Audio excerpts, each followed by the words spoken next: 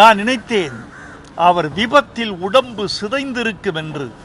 இல்லை, அவர் உடம்பு சிதையவில்லை, உறங்கிக் கொண்டிருப்பது மாதிரியே இருக்கிறது. அவர் கனவுகள் சினிமா நன்றாக இருக்க வேண்டும் என்று அவருடைய படங்கள், அவருடைய கனவுகள், அவருடைய பெயரை சொல்லிக்கொண்டே இருக்கும்.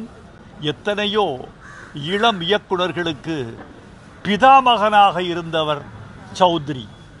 அவரை சினிமா உலகில் பல இளம் இயக்குனர்கள், வெற்றி பெற்ற இயக்குனர்கள் தங்கள் வீட்டில் ஒரு இழப்பாக கருதி துக்கம் கொண்டாடுவார்கள் என்று எனக்கு தெரியும். அவர் மறைந்து விட்டார். சில பேருக்குத்தான் மரணம் மறைவாக இருக்கும். ஆனால் சில பேருக்கு மரணம் என்பது நினைவாக இருக்கும். சௌத்ரிக்கு மரணம் நினைவாக இருக்கும். கலை உலகம் அவர் புகழை பாடிக்கொண்டே இருக்கும். அவருக்கு என் ஆழ்ந்த அஞ்சலி. அவர் குடும்பத்தாருக்கும் கலை உலகத்தாருக்கும் என் ஆழ்ந்த இரங்கல். சௌத்ரி புகழ் வாழ்க.